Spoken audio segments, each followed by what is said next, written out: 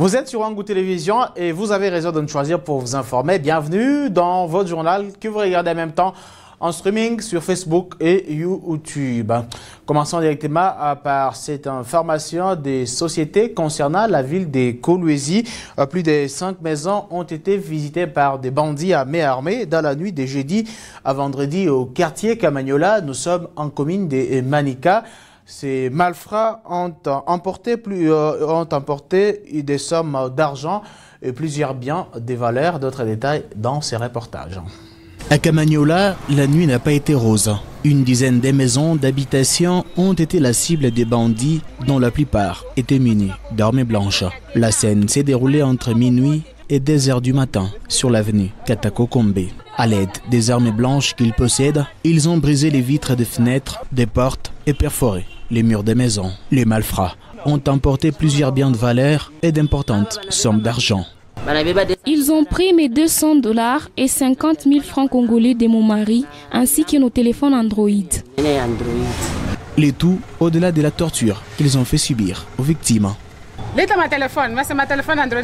Ils m'ont menacé de leur donner l'argent et mon téléphone avant de m'obliger d'ouvrir la porte.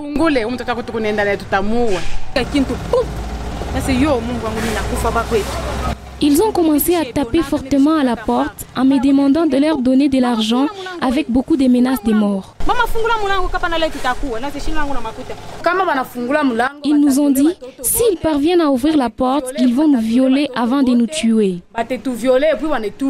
Une autre opération un peu spécifique a été signalée sur la même avenue. Cette fois-ci, une septuagénaire était sur les chemins de ce bourreau sans loi. Ils m'ont demandé de leur donner 500 000 francs. Je leur ai donné ainsi que les téléphones de mon enfant. À mon âge, je vends les tomates et les oignons. Comment je vais maintenant vivre? Les nuits deviennent longues pour les habitants de Kamanyola. L'insécurité a refait surface ici au quartier Kamanyola. Si on déploie des militaires, c'est pour nous sécuriser et non se donner aux actes de cambriolage. Que les autorités se saisissent de cette situation. On ne sait plus à quel sens se vouer. Ces soldats sont venus pour sécuriser ou nous tuer. On a beaucoup souffert. Que celui qui a déployé ces militaires puisse les prendre en charge. Aujourd'hui, on ne sait plus si on va dormir dans nos maisons, qu'ils nous viennent en aide.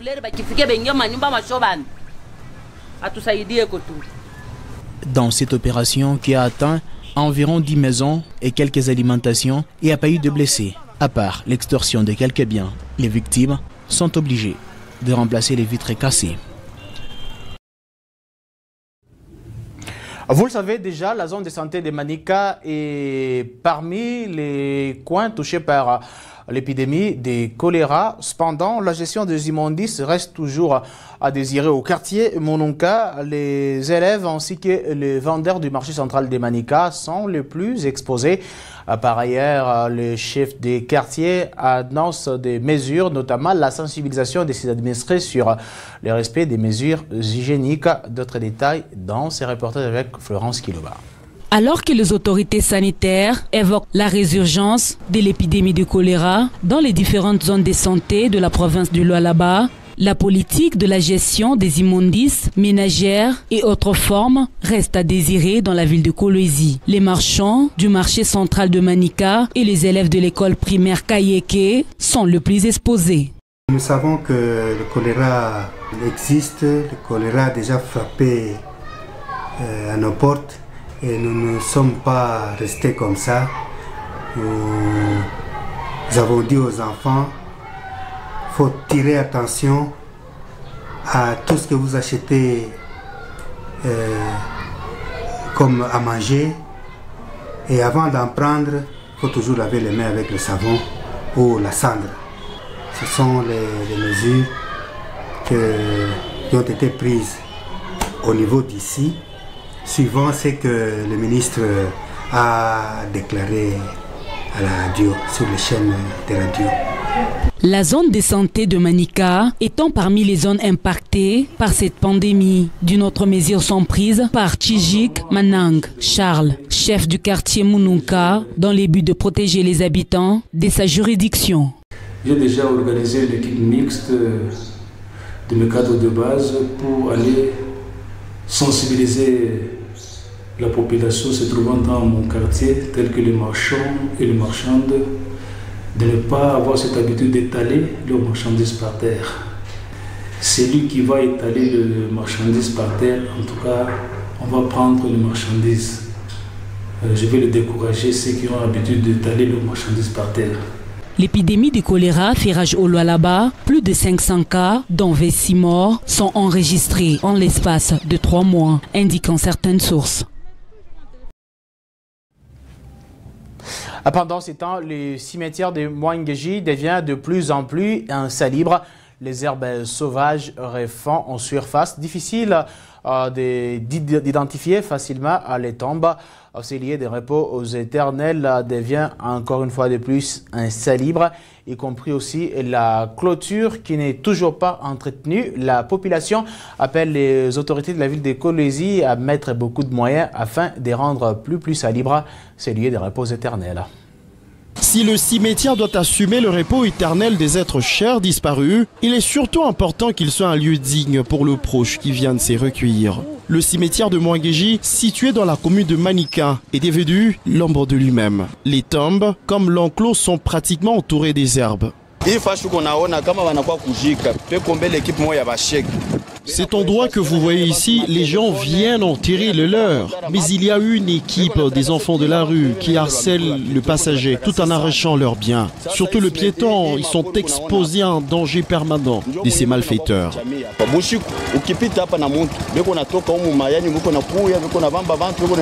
Quand on revoit cet endroit, nous demandons aux autorités de penser à cette situation. Ils nous harcèlent. À partir des 19h, il n'y a pas moyen de passer. Des usagers s'émeuvent de voir proliférer les herbes dans les allées et autour de tombes. Une situation qui occasionne l'insécurité.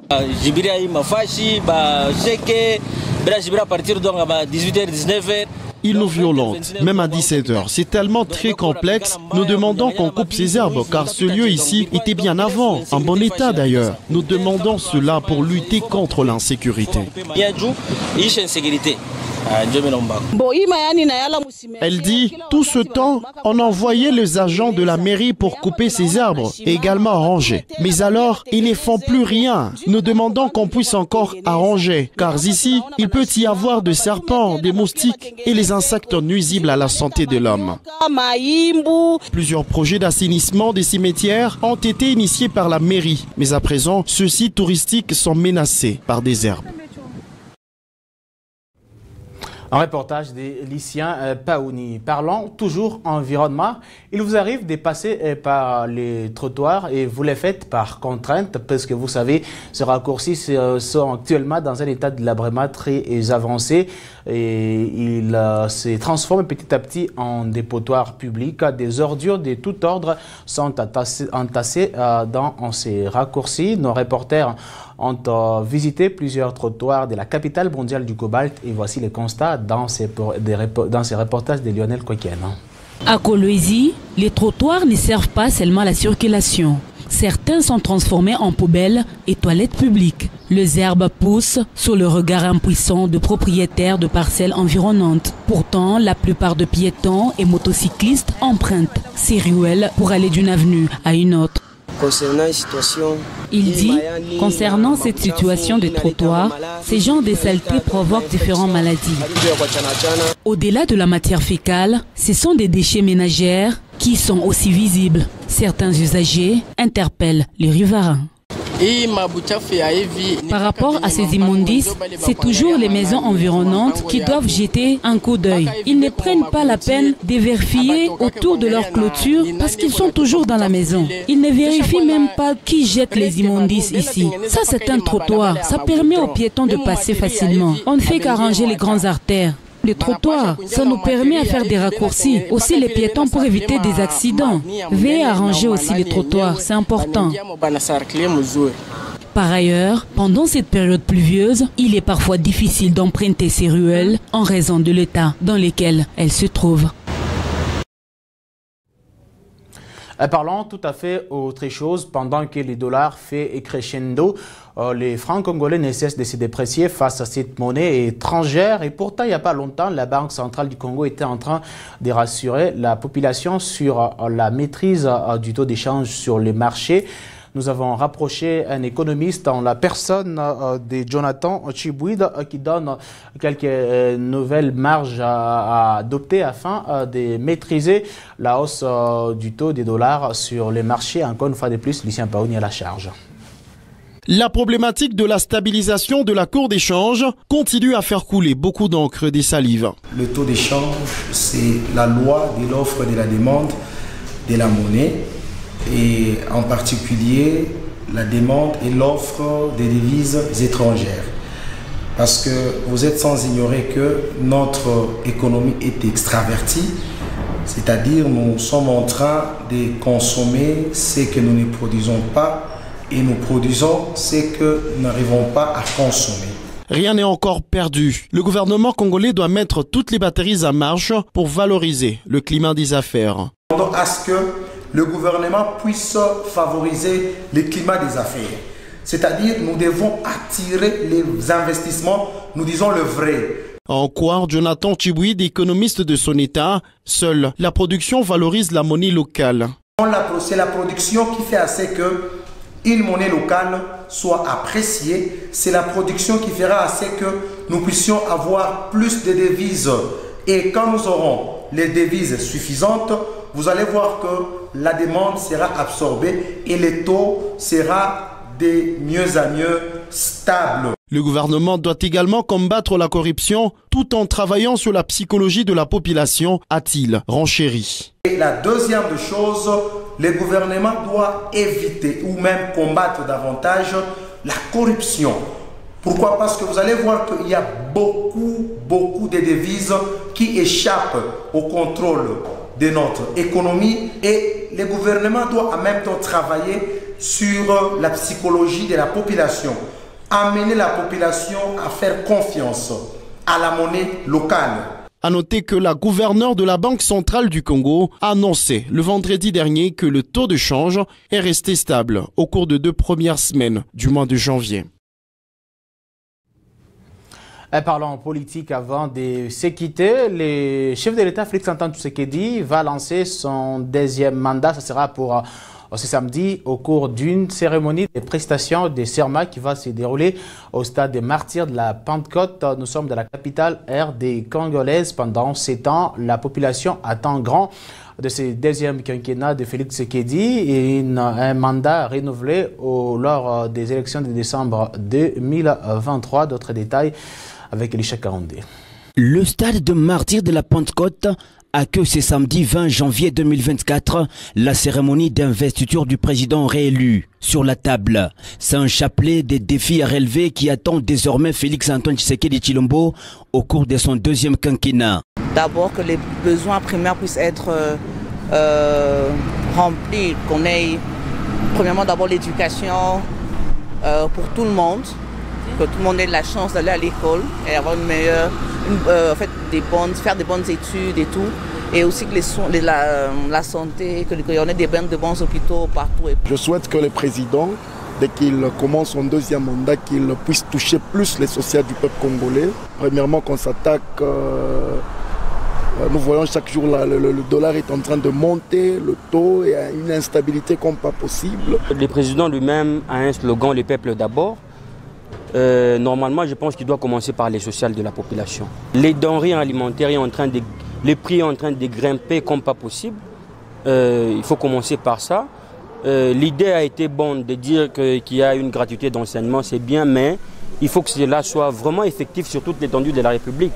Pour ce Colossien, le président de la République doit s'extirper de l'ancrage des personnes qui ont travaillé à l'encontre de sa vision. Il doit se débarrasser de ses anciens contacts. Ce sont des gens qui sont là juste pour leurs intérêts. En réalité, ils ne sont pas en train d'aider le président de la République. Angalie ko bantu akutumika nabo. Alitumika tellement na bantu babaya sana. qu'il revoie un peu ses collaborateurs. Il a de bonnes idées, une bonne vision, mais il est entouré de personnes qui n'ont pas le souci du développement de notre pays. Ces personnes envoient des rapports au président qu'elles travaillent normalement, mais en réalité, elles privilègent seulement leurs intérêts. Nous refusons les voleurs au cours de ces deuxièmes mandats.